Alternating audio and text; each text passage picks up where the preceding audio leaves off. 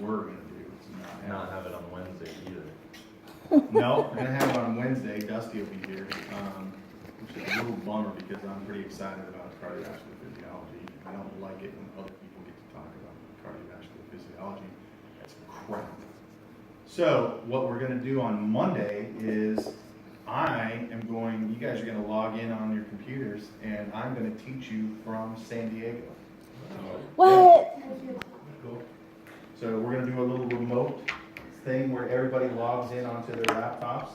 Their cameras will be running, and then it'll be like I'll be sitting in San Diego with like probably a Hawaiian shirt and looking like Noah, and the slides will pop up on the computer, and then you'll see my head talking. So we won't miss a class period. So 8 a.m. I'll be up bright and early in San Diego drinking coffee, maybe having some breakfast at the Embassy Suites. Maybe we'll do it down there. Who knows? Maybe I'll be drinking some kind of Mai Tai or something like that. We don't know what's going to happen at that point. And then you guys can talk, and your face will come up on the camera if I ask you a question. Slides will be up there. It'll be beautiful. Cool. So yeah. And then maybe, if it works out so well, maybe I'm going to do it the rest of the semester so I don't have to look at or be around any of you people. Can I just put a picture in front of it? A hand-drawn one. Where's our friend Lance at today? Anybody know? Hopefully he's not in a motorcycle wreck or prison. Did anybody look at the Ben Levine? Were we able to see if that worked? I'm going to try it again and see if we can get Dr. Levine to talk.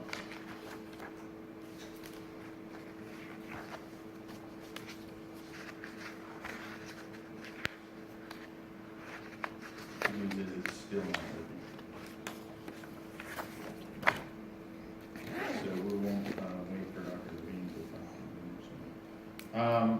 Where did we leave off last time? Does anybody remember? Yes, we Everything left was off. So damn exciting. I didn't. We left off at factors that influence arterial blood pressure. Is that it right there, Tony? Yep. I put a little note. It says stop here. Fantastic. Okay. So this is a question you guys all remember. Dr. Moo. Didn't Moo teach you guys anatomy and physiology? No. You guys took it before Moo was a TA in anatomy. Dusty was TA. Or Moo Dusty was the the lab teacher. the lab teacher, yeah. So Moo, you would have had Moo. I was top of one of those sections. You just didn't have Moo. Moon? Actually, I Like take that one back. day. Moo taught a couple labs, but he wasn't like the designated person. Yeah. So they kind of divided and conquered. Yeah, So Moo was present, but he wasn't. Moo Yeah. was trying to graduate, and Moo also had a child that he was taking care of. Yeah, we know that. We know he was also a police officer in LA.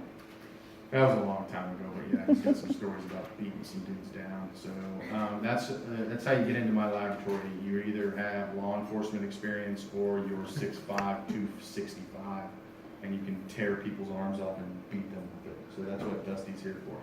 So when we walk across campus, we are legitimately a threat to all comers. So and that's the way we like it. So, but Moo is a big fan of the determinants of mean arterial pressure. Okay, and so this is something that we look at quite a bit in regards to actually our research is mean arterial pressure is equal to cardiac output times total vascular resistance. And so what is cardiac output? Heart rate times stroke volume, exactly. So we can look at those two components with regards to its influence on mean arterial pressure. And then vascular resistance is looking at vasoconstriction, vasodilation in the arterial system that creates resistance that the blood has to pump against and then ultimately has that pressure. And the pressure is important. We've talked about that in the Wiggers diagram because flow goes from where? Carmen. That's exactly right. If you take one thing away from this class, Carmen, two things. Number one, I am a raging jerk. Number two, pressure, flow goes from high pressure to low pressure. Okay? If you take away those two things, it's been a success in this class. I'm not saying that. I'm just saying that your life will be better for it if you know those things. I tell my daughter the same thing anymore. I say to my daughter that number one, your father is a raging ass. Number two, and you need to know this, Carmen, I'm okay with it. I don't lose any sleep. And so I have to remind my daughter that every week as we drive. And we're talking about dance this week. So So, cardiac output times total vascular resistance. Now, we're going to go to experimental biology in San Diego, scientific conference. We're going to hear a lot of studies that are on this. A lot of it, how it's influenced by disease, and then looking specifically at more details. But if you were to talk about the labs that are here in the Dallas area, this equation would be probably something that would be, you could summarize the studies that are done in this by this equation right here. Cardiac output times resistance equals mean arterial pressure. Okay, some of the ways that you can regulate mean arterial pressure, and this is related to what we talked about in the lecture with Elmer. So short-term regulation is through the sympathetic nervous system, okay? And so you have specialized receptors, baroreceptors, in your aorta and your carotids. Why would you want the specialized stretch receptors in the walls of the aorta and the carotid? So why those two places? I just had a question about Okay. something else. Is total vascular resistance the same thing as total peripheral resistance? Same thing. Okay. Yes. TPR, total vascular resistance. Yeah, that's a great question. So why aorta and the carotid? So you're immediately getting blood up to for the aorta, and that's also where your blood needs to go to is the brain, through the carotid. That's exactly right. So the aorta is it's going to be good to sense pressure there because that's where the pump's at. It's closest to the heart. So in order for us to get blood to where we need to go, we need to have a functioning pump. And if the pump isn't generating that pressure to go from high to low, we're going to have problems. Carotids are a good spot because that is a place where blood is going to enter into the brain. And so we obviously need to have the brain perfused with blood or we're going to have problems. So from an intelligent design perspective, those are good spots to have sensors or these stretch receptors to monitor pressure, okay? And when there's an increase in blood pressure sensed by the baroreceptors, there's a decrease in sympathetic nerve activity, okay? And so with that decrease in sympathetic nerve activity, what happens is you get vasodilation, okay? And you'll get a slower heart rate, which is going to lower blood pressure. So the goal is the same thing that we talked about in chapter 2 is if there's an increase in pressure, your body is going to respond by wanting to lower that pressure to keep you in homeostasis. If there's a decrease in blood pressure, the opposite happens. You're going to get an increase in sympathetic nerve activity, which is going to cause vasoconstriction, increase resistance, and you'll also get an increase in heart rate, okay? And so that would drive pressure back up in try to counteract that decrease sensed by the baroreceptors. So that is short-term regulation. That's happening right now. As you guys are sitting here, your baroreceptors are adjusting your blood pressure over time. And so you've seen that before, but I think we'll have another tracing here in a minute that shows the variability in blood pressure on a beat-by-beat basis. It goes up, it goes down, and then your sympathetic regulation will control it in a range, but it doesn't just stay flat line. Now, long-term regulation is going to take longer, and that's going to be going back to our hormone slide, is you're going to do that through actually blood volume, okay? And the more volume that you have is going to affect how much resistance that you have in the system. So if you want long-term regulation, the kidneys are able to do that, but it's going to take much longer than it would with the sympathetic nervous system, which can do it on a beat-by-beat basis. The kidneys are going to take, to change blood volume, may be days in regards to controlling blood pressure. So, but this is also a way that you can control blood pressure is by giving drugs. One of the drugs that they give you is an ACE inhibitor, okay, which does what? What is ACE?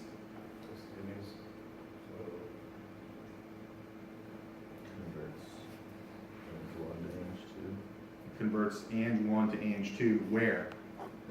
In the lungs.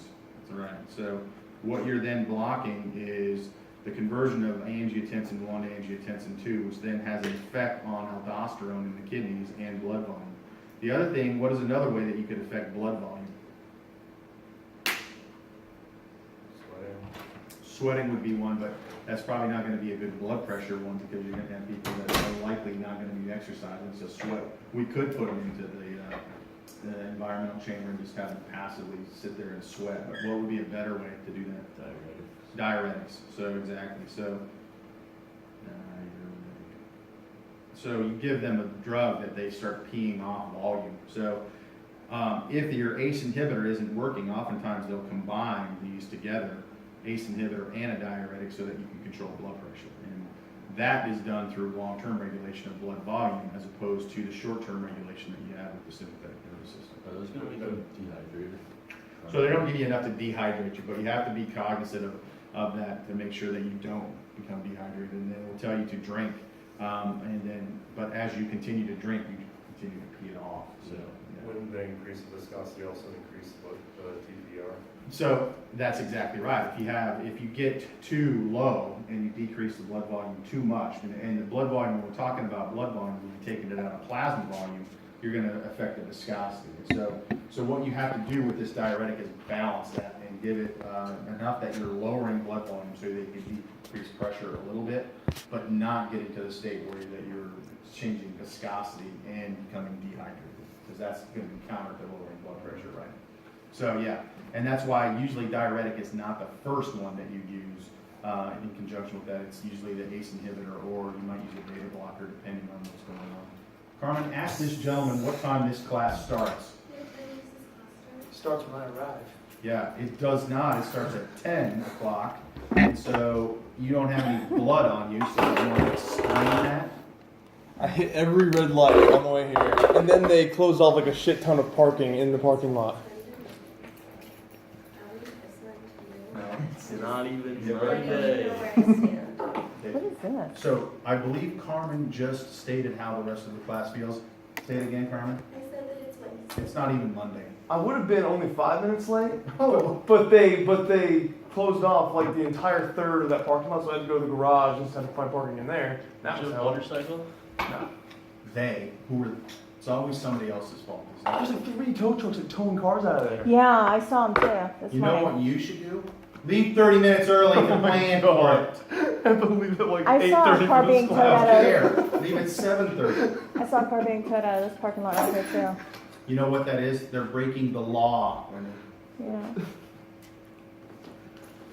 I mean, usually they give you a ticket, it's $30, and it's not that big a deal. Carmen, didn't feel about breaking the law. I don't know. I feel that is each individual. They're Carmen, like- No, it's the fact is that. Depends on what the law is. I'm fine with sticking to the man, depending on what it is. Yeah, we know that. You're also not afraid to go to prison and do research inside prison either, and that's disheartening. Factors that influence arterial blood pressure: blood volume increases, heart rate increases, stroke volume increases, blood viscosity increases, peripheral resistance increases. Okay? So, does that include everything that we just talked about with regards to mean arterial pressure in the equation? Yes, because what is this right here? Those two are cardiac output, okay? We know that blood volume is going to affect that because we talked about using diuretics to affect pressure, okay? Peripheral resistance, if we're talking about, I can't get back, it's gone, holy cow. This would be vasodilation, vasoconstriction, okay? And then these two go hand in hand. Austin mentioned this, that we change viscosity and the blood is now thicker as it's going through the pipes, that's going to increase pressure, okay? So all of these are going to have an influence on pressure. These ones over here are going to be our short-term ones that we can change with regards to sympathetic stimulation, okay? Mostly heart rate and vasoconstriction, vasodilation, whereas the blood volume ones are going to be more related to long-term regulation by the kidneys, okay? Questions on that? So just another picture for you guys to work at. So this is, now we're moving on to look at the electrical activity of the heart. And this is something you guys should be experts at based upon the lab that you guys did with the electrocardiogram, okay? And this actually has a very specific relationship to what happened to Elmer, okay? And so let's look at this conduction system. First of all, it starts with the SA node, which is called what of the heart? Pacemaker? The pacemaker, exactly. So it sets the tone for the rest of this conduction system in the heart. The signal that comes from the pacemaker will then influence the rest of this conduction pathway as it travels through the muscle walls of the heart. So if we have a situation like Elmer, so what innervates the SA node? What nerve? Vegas? Vagus nerve, exactly. So the vagus nerve is going to be supplying information from the brain spinal cord to influence heart rate. Okay, so it's either going to increase or decrease heart rate and decrease that signal to the SA node. So is the vagus nerve, is this parasympathetic control or sympathetic control?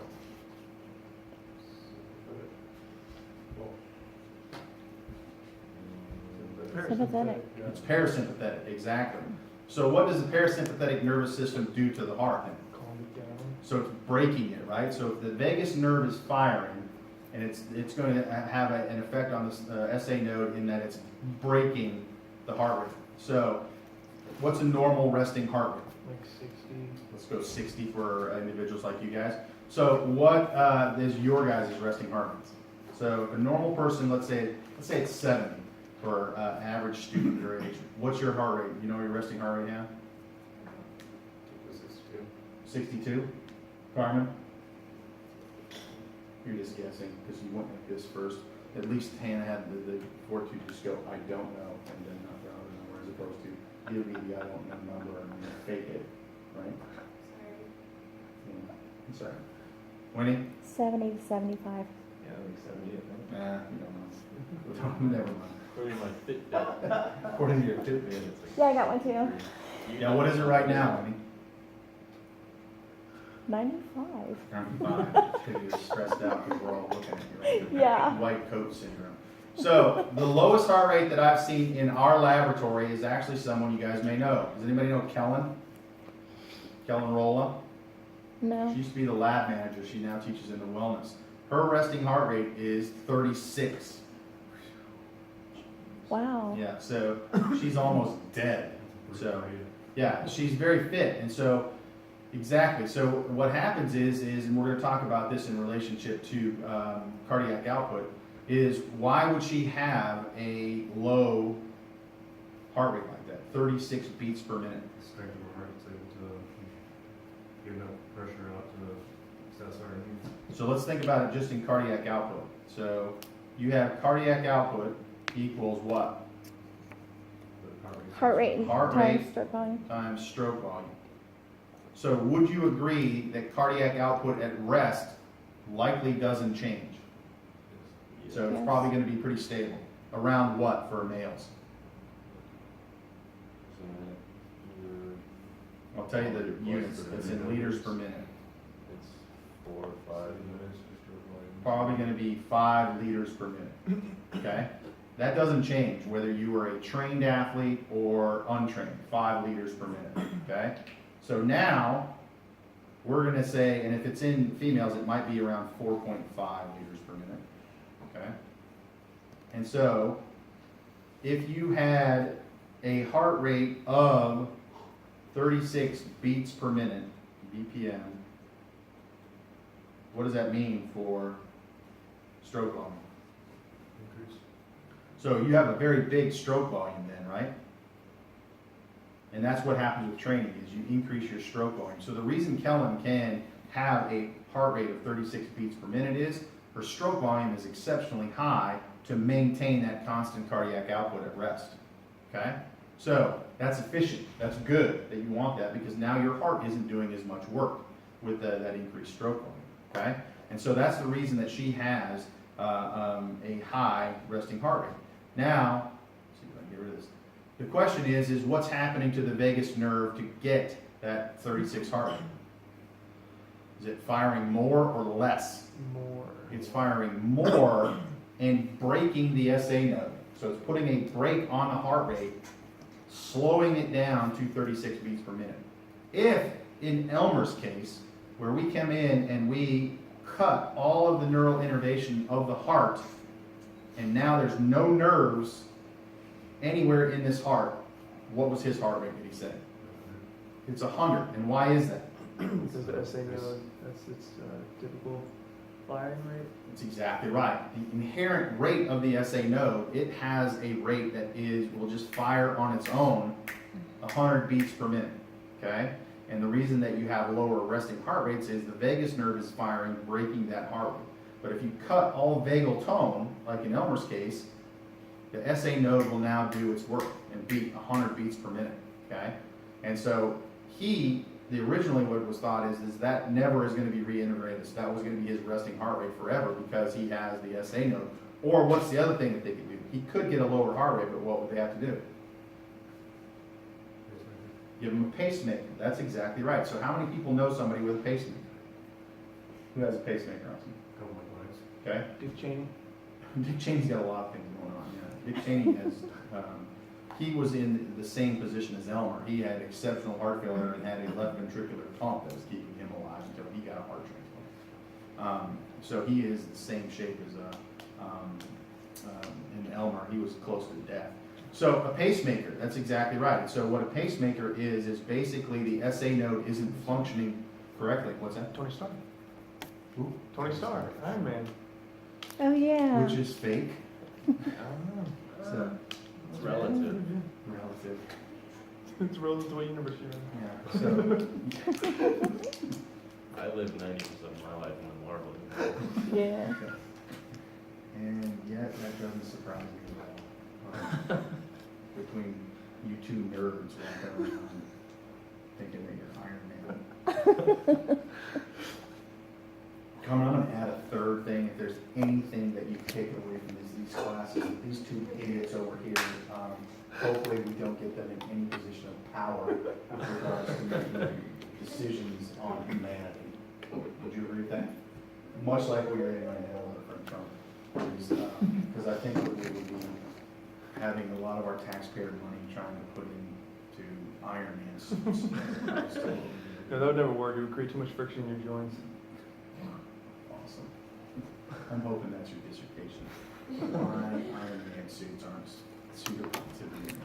So, what happens with somebody that has a pacemaker, their SA node is now not working correctly. So what they did was, they actually put a device in their chest that has a wire that now controls the rate of their heart rate because of the faulty SA node, okay?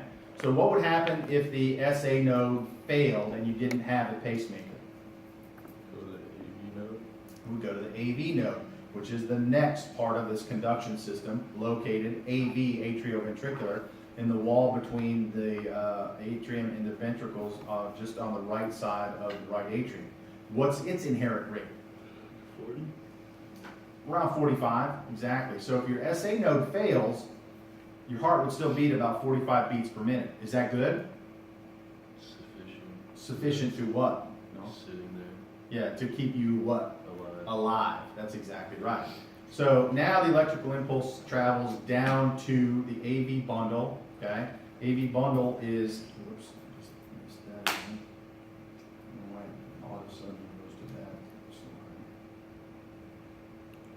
AV bundle is here in the septum between the ventricles and the atrium right in the middle, and then it divides into what?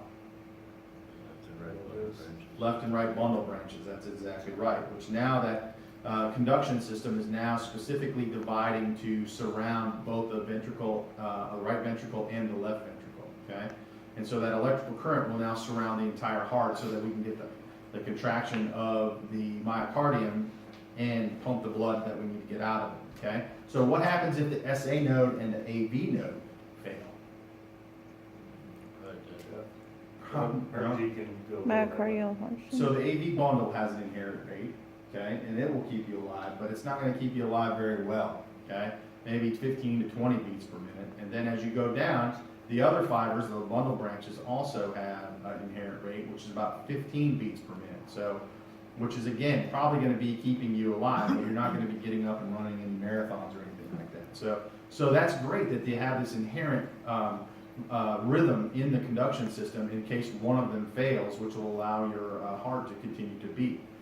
Genius with regards to that, to have that there. And so, because if you're not, your SA node was only the thing that was firing. If your SA node failed, this show's over, okay? Because now none of this electrical current is coming down through this conduction system to allow the heart muscle to contract. And so we're in a terrible place at that point. So, and that's what happens when you have somebody that goes into cardiac death. And why do they shock them?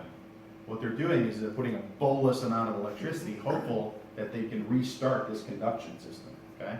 And so let's take a look at some of how this conduction system works with regards to some diagrams here. So you guys, I don't know if you guys had a chance to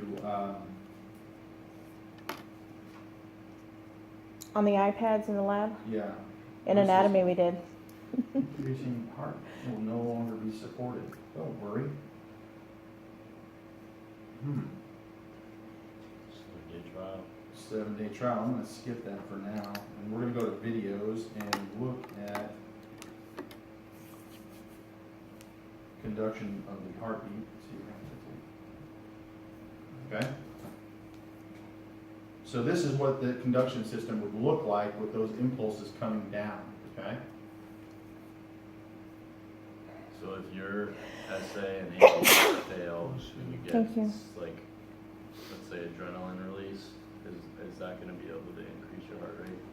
So likely it probably wouldn't, because where is are they gonna be stimulating those nerves where they stimulate? Stimulate the essay nerve. Essay nerve, and if that's failing, then it probably would not at that point.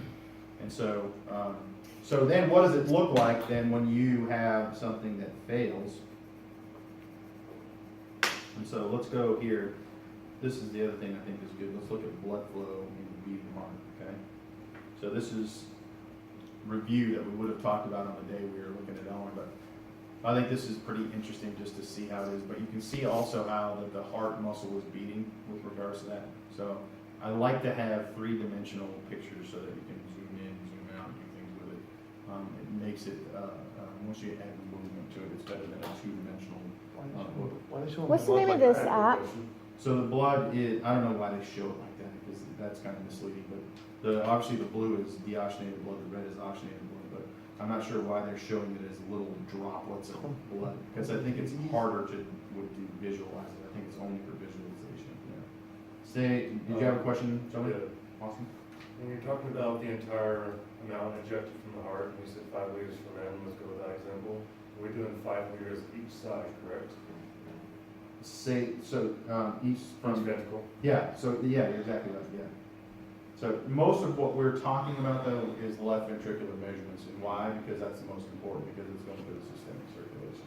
But you have to believe that if that's pumping out 5 liters, that system is going to be pumping. You couldn't have one that was pumping 3 liters somewhere and 5 liters somewhere, because you're going to start backing blood up. Yeah, in so the that's system. like 5 total or 5 each. Yeah, so that would be 5 liters per minute cardiac output. Mhm. Okay, and so,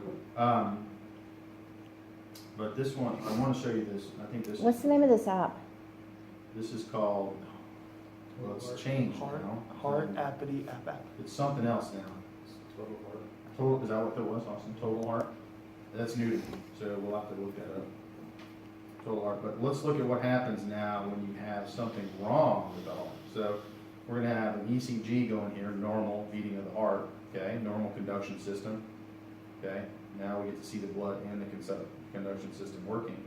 And then, look at this. Oh, wow. Yeah, that's not cool there, is it? No. And so if you are ever in a situation where you have an ECG like that, what you need to do is call 911 immediately, okay? Make your chest as hard as you can. Yeah, and so, because at this point, that's exactly what you want to avoid, is this kind of a rhythm. And so what they do when you defib is you're hopefully, with that large amount of electrical shock, is you're going to shock that electrical system, the conduction system in the heart, back into a normal sinus rhythm. So you can see that you're only generating, and the electrical conduction is crazy there. You're hoping that charge is going to restart that conduction system, okay? And if it doesn't, then you try to shock it again. And if it doesn't, what do? You give it a larger bout of electricity, hoping that it puts it into a rhythm and does that. So it's an interesting that you can take that bolus shock of electricity. So, but it's a big shock. That's why they say clear when you're on that, when they go, they place the AED on there, everybody get back, because you getting hit with that electrical shock is pretty large. So I did an internship in cardiac rehab when I was an undergraduate, and we had a group of elderly gentlemen that came in. It was the political group at 10 a.m. And one of the guys had this exactly happen in an airport. And so he was defibbed in the airport, and they had defibbed him for about 20 minutes to get him back. But they got him back.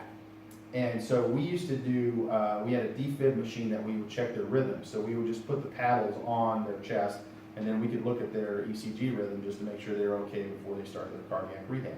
So every single day that you had this guy open his shirt and place the paddles on him, said this comment.